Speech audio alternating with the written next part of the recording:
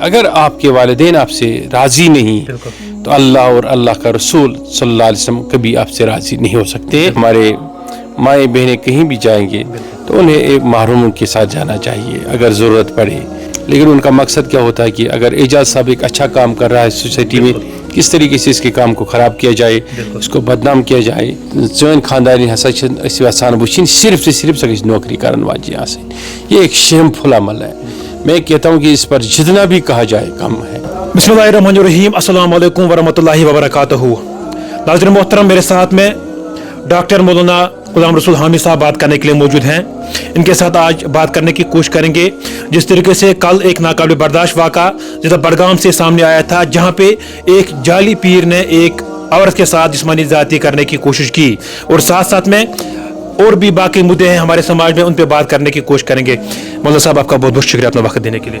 وعلیکم السلام ورحمۃ اللہ تعالیٰ وبرکاتہ. اللہ تعالیٰ آپ کو سلامت رکھے. سب سے پہلے آپ سے جاننے کی کوشش کریں گے, کل ایک ناقابل برداشت واقعہ ضلع بڈگام سے سامنے آیا تھا, جہاں پہ ایک جعلی پیر نے ایک عورت کے ساتھ جسمانی زیادتی کرنے کی کوشش کی تھی. اگر جموں کشمیر کے لوگ ڈاکٹر کے بعد کسی کو مانتے ہیں وہ پیر ہوتے ہیں, اس چیز کو آپ کیسے دیکھتے ہیں اور کیا کہنا چاہیں گے اس میں؟ دیکھیے, سیدھی سی بات ہے کہ یقینی طور اللہ تعالیٰ کے رستوں میں جانے والے لوگ جو ہوتے ہیں وہ مختلف پیراہن پہن کے ہوتے ہیں.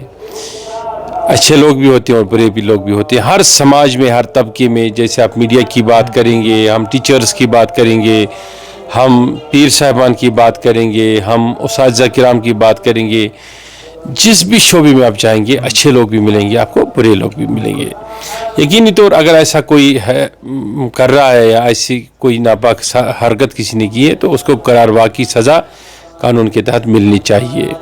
اس میں ہمیں یہ بھی سمجھنا چاہیے کہ اگر ہمارے مائیں بہنیں کہیں بھی جائیں گے تو انہیں ایک محروموں کے ساتھ جانا چاہیے اگر ضرورت پڑے. نہیں تو وہ جب ڈاکٹروں کے پاس بھی جائیں گے تو اچھی بات ہے محروم کی موجودگی میں ہی جائے. تو اس طریقے سے ہمارے معاشرے کے اندر ایسے ہزارہ چیزیں, ہزارہ مسائل ہیں جہاں پر ہم نے غور کرنے کی ضرورت ہے اور ہم نے خود کو درست کرنے کی ضرورت ہے. یقینی طور اگر کوئی اللہ و رسول کے نام پہ کسی کو دھوکہ دے رہا ہے اور یقینی طور وہ ایسا کام کر رہا ہے جو کام اللہ و رسول کو پسند نہیں ہے, یقینی طور وہ قابل مذمت بھی ہے اور قابل سزا بھی ہے. تو ضرورت اس بات کی ہے کہ ہم اپنے بچوں کی تربیت اچھی کریں, اپنے سماج کے اندر ہم ایک مکمل اور مضبوط سماج, مربوط سماج پیدا کریں.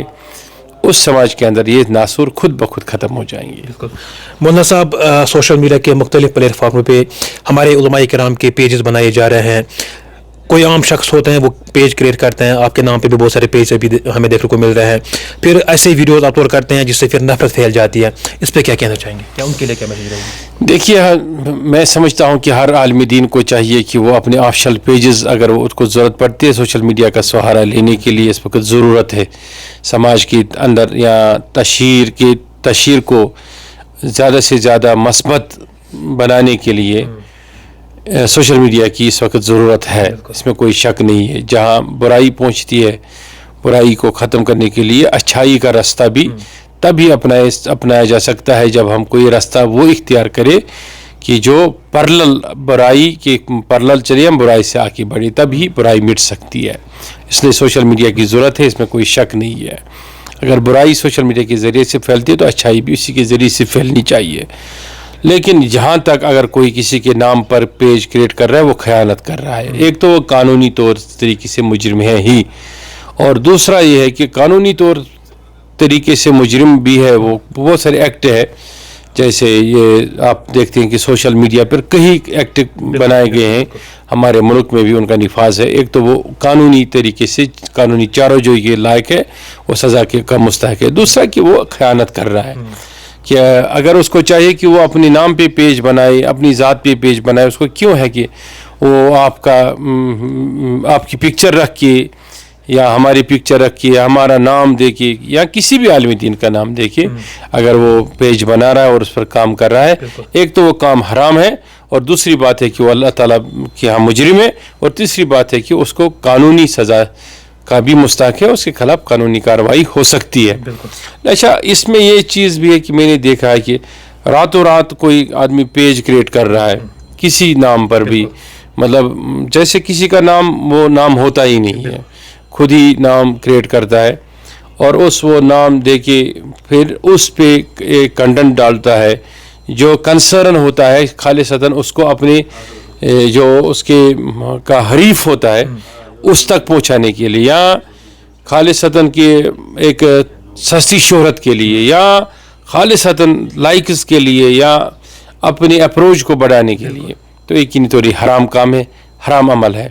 اور میں نے بھی دیکھا ہے کہ بہت سارے پیجز ایسے چل رہے ہیں، بہت سارے اکاؤنٹس ایسے چل رہے ہیں جو فرضی ناموں پہ ہیں. میرے پاس ایک بہت بڑی لسٹ ہے جو بہت سارے لوگوں کے ساتھ کام کرتے ہیں، کہیں کہیں سے تنخواہیں بھی لیتے ہیں، لیکن ان کا مقصد کیا ہوتا ہے کہ اگر اعجاز صاحب ایک اچھا کام کر رہا ہے سوسائٹی میں، کس طریقے سے اس کے کام کو خراب کیا جائے، اس کو بدنام کیا جائے، یا ایک عالم دین کام کر رہا ہے، یا ایک کوئی سیاسی پلیٹ فارم پہ کام کر رہا ہے، تو اس طریقے سے وہ سارے حربی جو عملائے جاتے ہیں آج سوشل میڈیا کے ذریعے سے. تو یہ بھی ایک چیز ہے. کئی لوگ مجھ سے ملے، انہوں نے مجھے بتایا، اور یہ مجھے کہیں گورنمنٹ آفیشلز نے بھی بتایا مجھے کہ ایک کال آتی ہے آپ کو، واٹس ایپ کال، تو اس کال میں 1 سیکنڈ کے لیے جو ہی آپ آن کرتے ہیں اس کال کو تو اسی کی حالت میں آپ کو پھر 3 منٹ بعد، 4 منٹ بعد، 10 منٹ بعد آپ کو ایک ویڈیو سینڈ کیا جاتا ہے. آپ کو بتایا جاتا ہے کہ یہ تمہارا ویڈیو ہے، اس کو ہم وائرل کریں گے اگر آپ اتنے پیسے نہیں دیں گے. تو ایسے بہت سارے اسکیمز ہو گئے. ابھی میں نے دیکھا کہ ایئرٹیل نے اور بی ایس ایل نے اپنی رنگ ٹون کے ساتھ یہ چیز رکھا ہے کہ اگر آپ کو فرضی کالیں آتے ہیں یا آپ کو کوئی بتاتا ہے کہ آپ کا رشتہ دار کہیں بیمار ہو گیا، یہ ہو گیا، تو آپ کو سائبر کرائم میں جا کے رپورٹ کرنا چاہیے. تو اسی طریقے سے آج ہو آپ کی آواز بنا کے یا آپ کی آواز برابر آپ کے گھر والوں تک پہنچتی ہے کہ اللہ بچائے فلانی کا حادثہ ہو گیا، اس کو اتنے پیسے چاہیے، یا بہت سارے فراڈس کرتے ہیں اس نام پر.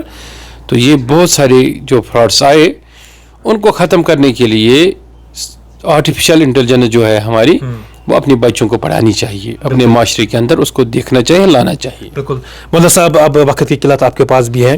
ایک آخری سوال میرا آپ سے رہے گا. حال ہی میں ایک کیس بھی پیش آیا تھا وادی کشمیر سے، جس میں سے ایک شخص، اس کے 5 بیٹے تھے. 5 بیٹوں میں سے کوئی بھی بیٹا اپنے باپ کو نہیں اپنانے کے لیے تیار تھا. پھر وہ باپ جو ہیں وہ بزرگ باپ در در کی ٹھوکریں کھا رہا تھا سڑکوں پہ. اس پہ آپ کیا کہنا چاہیں گے؟ دیکھیے، یہ ایک بدقسمتی ہے کہ اگر کسی کے پاس اولاد ہے اور وہ اولاد اپنے والدین کے کام نہیں آتا ہے، تو میں سمجھتا ہوں دنیا میں اگر کوئی ذلت اور رسوائی کے لائق انسان ہے جس کے لیے دنیا کی بھی مار ہے اور آخرت کی مار ہے، وہ بدنصیب بیٹا ہے یا بیٹی ہے جس کے لیے اس کے والدین ان کے مطلب دل میں نفرتیں پل رہی ہیں یا والدین راضی نہیں ہیں. تو میں سمجھتا ہوں کہ یہ ایک قابل مذمت عمل ہے. اگر 5 بیٹے ہیں، 5 نہیں ہوتے، 1 بھی تھا نا، 2 بھی تھے، تو یقینی طور بہت سارے والدین ہیں جو ابھی نفرت کی زندگی گزار رہے ہیں، جو بھیک مانگ کے اپنی زندگی گزر بسر کر رہے ہیں. لیکن بیٹے جو ہے بڑے بڑے کاروں میں، بڑے بڑے گھروں میں رہ رہے ہیں. میں سمجھتا ہوں کہ ان کی زندگی میں کوئی برکت نہیں ہوگی. وہی وقتی طور جو ان کو لگ رہا ہے کہ ہم کما رہے ہیں، ہم کھا رہے ہیں، لیکن جو وہ کر رہے ہیں وہی چیز وہ ان کے بچے ان کے ساتھ دہرائیں گے. تو اس وقت چاہیے کہ ایک بیٹے کو، ایک بیٹی کو، خصوصاً میں سمجھتا ہوں ان لوگوں کے لیے جن کی بیویاں آتی ہیں اور بیویوں کے پاس بعد ان کا رویہ بدلتا ہے، وہ کہتے ہیں کہ والدین کی ذمہ داری تو ہمارے لیے نہیں ہے، وہ آپ کر لیں. تو میں سمجھتا ہوں کہ وہی روایت ان کے ساتھ دہرائی جائے گی. تو قرآن و سنت نے اس صاف کر دیا اور انسانیت نے بھی صاف کر دیا کہ اگر آپ کے والدین آپ سے راضی نہیں تو اللہ اور اللہ کا رسول صلی اللہ علیہ وسلم کبھی آپ سے راضی نہیں ہو سکتے ہیں، اور زندگی میں برکت نہیں رہتے ہیں. یقینی طور دل بیمار رہتا ہے اور سکون نہیں لگتا ہے. اس بچے کے لیے کوئی سکون نہیں ہے، کوئی رحمت نہیں ہے جس کے والدین اس سے خفا ہے. مولوی صاحب، آخری سوال پہ میں ذہنس مز کے سماج سے جڑت زیادہ یم سن نوجوان سن بچ سان بین حرام ریلیشن شپ آز کل زیادہ لبنہ، تو سان نوجوان خاطر یا سان بچین خاطر کیا تہذ میسیج؟ براہ راست تہندین والدین کہ تمن کرو خاندر، نکاح کرو، اصل عمر مز کرو خاندر، اصل عمر مز کرو نکاح. ضروری کہ تھی کرو 10 لچھن 30 لچھن 50 لچھن ہند اہتمام. بہت سوسائٹی مز تم تہ لوگ زانا یم صرف تو صرف اکس میریج بیروس مز گھتن یہ سا پنن بچن ہند نکاح کرناوان 10,000 پہ 2,000 پہ 50,000 پہ لچھس رۄپیس پہ. لہذا یوتا لیٹ میریج گھِ سا معاشرس اندر تیتس مز گژھن یمن چیزن ہند ارتکاب یمن ہند تھی یہ سا ذکر کرو. ات سۭتۍ سۭتۍ چھُ تم والدین تہ یم پنن بچن چھ ونان خصوصاً پنن لڑکن چھ ونان چون خاندارین ہسا یژھان وچھن صرف صرف سہ گژھِ نوکری کرن واجی آسن. یہ ایک شیم فل عمل ہے. میں کہتا ہوں کہ اس پر جتنا بھی کہا جائے کم ہے کہ ہر کا انسان رزق ہیت زیوان دنیا مز. یہ کتاب و سنت ہے. یعنی حضور علیہ الصلوۃ والسلام نے فرمایا جو بھی تشریف لاتا ہے دنیا کے اندر وہ اپنے رزق کے ساتھ آتا ہے. تو کسی باپ کا حق نہیں بنتا ہے, کسی ماں کا حق نہیں بنتا وہ اپنے بیٹے کو یہ کہے کہ آپ نوکری والی عورت کو یا جاب والی عورت کو لاؤ تب ہی آپ اس سے شادی کر سکتے ہیں. ایسا کوئی نہیں, عمل ہی نہیں ہونا چاہیے. اور دوسرا اس میں یہ ہے کہ یم زن والدین پنن شرین چھ ونان دپان چھک نسا گۄڈٕ کمٲیِو تُہۍ ییٖتِس کالس نہٕ کمٲیِو تِمن چھِ آسان 40 ؤری 50 ؤری عمر گٔمٕژ تمہِ پتہٕ بٔنِو تُہۍ خاندرس لائق. ان کے لیے بھی شیم ہے. بچہ بالغ ہوا نکاح نام اور اچھی تعلیم کے بعد جو حق ہے وہ روزگار دینا نہیں ہے. والد پر جو حق ہے فرض ہے وہ اس کو اچھا نکاح کرنا حق ہے. بالکل, بہت بہت شکریہ اپنا وقت دینے کے لیے. ناظرین محترم, یہ ہمارے ساتھ آج خاص مہمان بات کر رہے تھے ڈاکٹر مولانا غلام رسول حامد صاحب. آج ہم نے ان کے ساتھ بات کی, کچھ اہم مدعوں پہ آج ہم نے ان کے ساتھ بات کی. تو اور بھی ہم لگاتار آپ سے روبرو ہونے کی کوشش کریں گے. اللہ نگہبان.